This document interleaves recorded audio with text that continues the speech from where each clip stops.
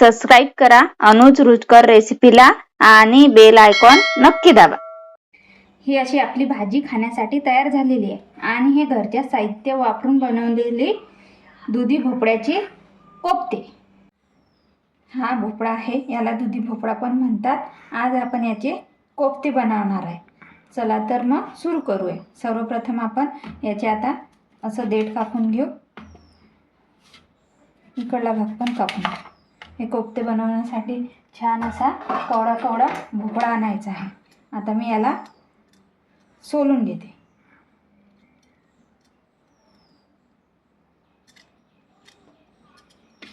याची अशी पूर्ण साल काढून घेते।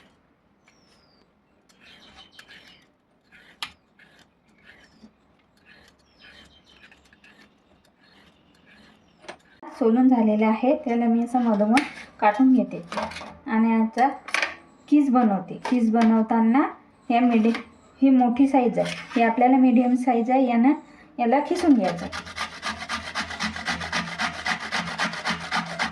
जास्त मोठा भोपळा असल्यास तिच्यामध्ये बिया निघतात, म्हणून छान असा छोटा भोपळा आणायचा।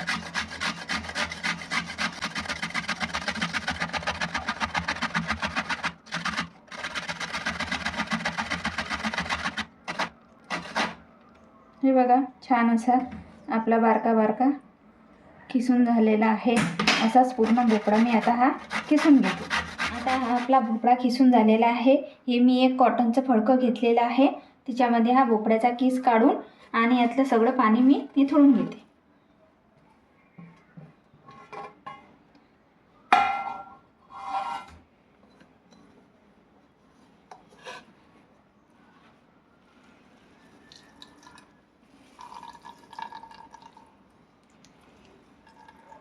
हे पाणी पण आपल्याला टाकून नाही द्यायचं। आपल्याला जी ग्रेव्ही आपण बनवू की नाही, त्याच्यामध्ये हे पाणी घातल्यास ग्रेव्हीला खूप छान अशी चव येते। हे मी आता बाजूला करून ठेवते। आपला किस हा छान असा कोरडा कोरडा झालेला आहे।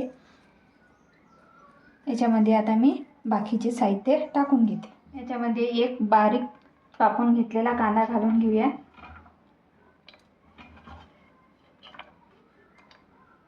3-4 हिरवी मिरची बारीक चिरून घेतलेली आहे, ते पण घालून घेऊया।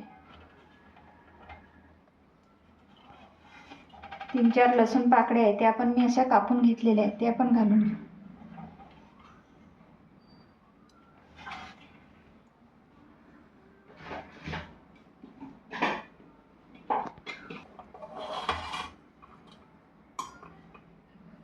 एक छोटा चम्मच लाल तिखट घालून घेऊ।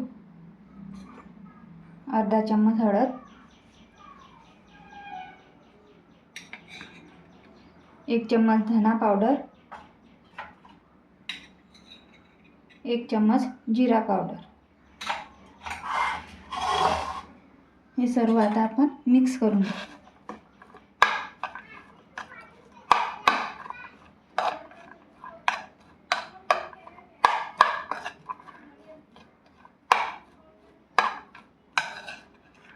त्यामध्येच मी थोडीशी अद्रक आहे, ते अद्रक खिसून टाकते।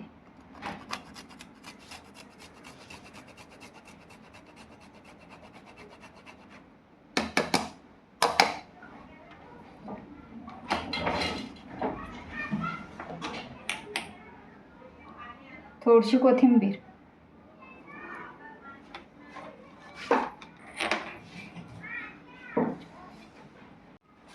आणि हे बेसन पीठ आहे, हरभऱ्याच्या डाळीचे पीठ। हे पहिल्याने मी याच्यात 3 चम्मच टाकून घेते आणि छान असं मिक्स करून घेते। याच्यामध्ये लागलं तर अजून घालायचं।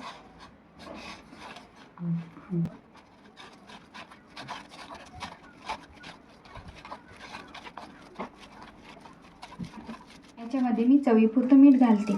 मीठ सगळ्यात शेवटी घालायचं, कारण मीठ घातल्यास या भोपळ्याला पाणी सुटते।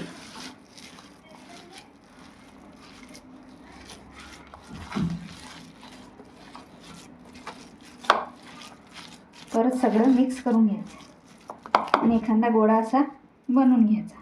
मग याचा काही गोळा बनते की नाही। याचे छान असे गोळे आपल्या गुलाबजाम प्रमाणे बनवून घ्यायचे। हे बघा, असे याचे गोळे बनवून घ्यायचे.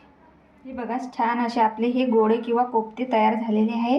हे आता मी कढईमध्ये तळून घेते. मी गॅसवर अगोदरच तेल गरम करून घेतलेलं आहे. त्याच्यामध्ये मी एक एक घालून तळून घेते. ह्याच्यामध्ये असे टाकून घेते. हे कोफ्ते तळताना मीडियम गॅसवरच तळायचे, नाहीतर अंदर हे कडक राहू शकतात.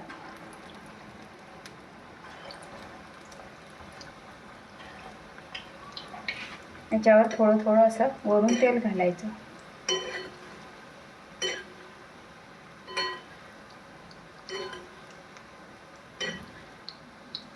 याच्यामुळे हे कोफ्ते छान असे फुगून वर येतात.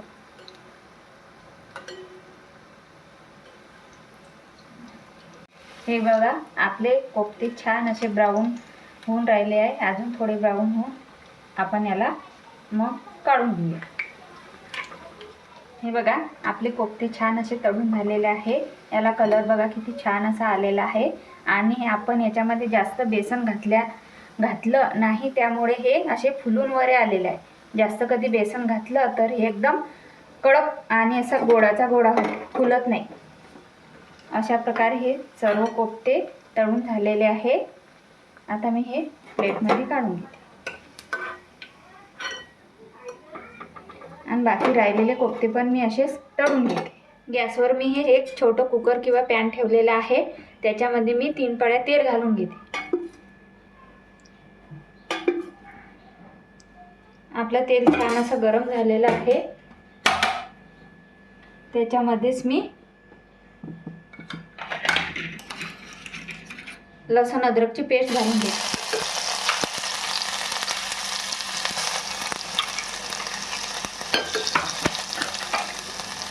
लसूण अद्रकची पेस्ट छान अशी आपली झालेली आहे. त्याच्यामध्ये एक कांदा हा मी असा बारीक करून घेतलेला हा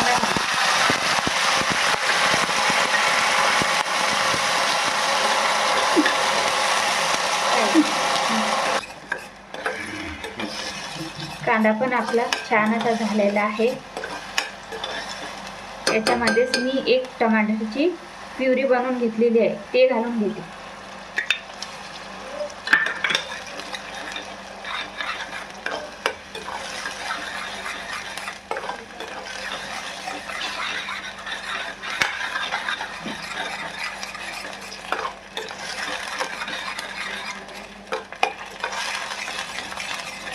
आपले टोमॅटो आणि कांदा छान असं झालं पाहिजे म्हणून याच्यामध्ये थोडंसं कसं मीठ घालते. अगदी थोडंसं मीठ घालायचं, जास्त घालायचं नाही. आणि कांदा आणि छान परतून घेते कांदा आणि टमाटर. याच्यामध्येच 1 चम्मच लाल तिखट घालते, अर्धा चम्मच हळद,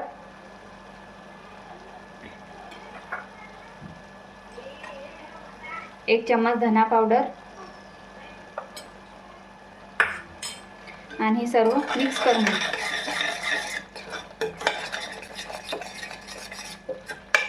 आपले टमाटर आणि कांदा हे मसाले छान असे झालेले आहे. याच्यामध्येच मी आता हे आपलं पाणी, भोपळ्याचं पाणी गाळून घेतलेलं होतं हे घालते आणि सर्व मिक्स करून घेते.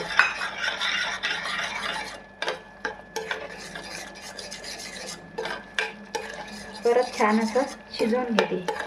आपला गॅस मी एकदम कमी केलेला आहे. त्याच्यामध्येच मी अर्धी वाटी दही घालून घेते आणि हे छान असं फेटून घेते. आपला गॅस कधी जास्त असला तर दही फाटू शकते.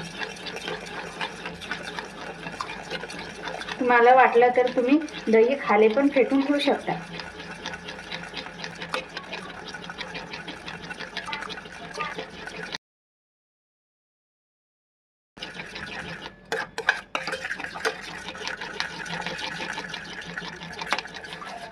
आपला मसाला छान असा भाजून झालेला आहे.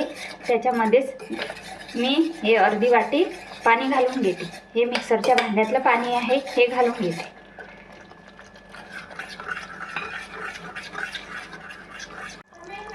हे बघा आपली ग्रेव्ही किंवा कढी किती छान झालेली आहे. याच्यामध्येच मी आता हे कोफ्ते करून घेतलेले आहे हे घालते.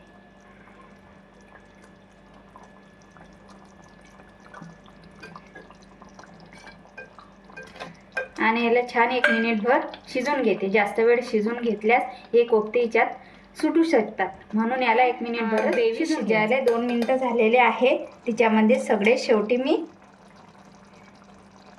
हा मसाला टाकून घेते. मसाला सगळे शेवटी टाकल्यास या भाजीला खूप अशी छान चव येते.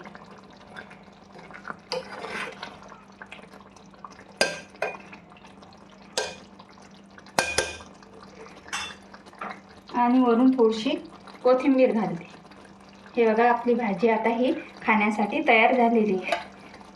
ही मी आता एका प्लेटमध्ये, ही अशी आपली भाजी खाण्यासाठी तयार झालेली आहे. आणि हे घरच्या साहित्य वापरून बनवलेली दुधी भोपळ्याची कोफ्ते.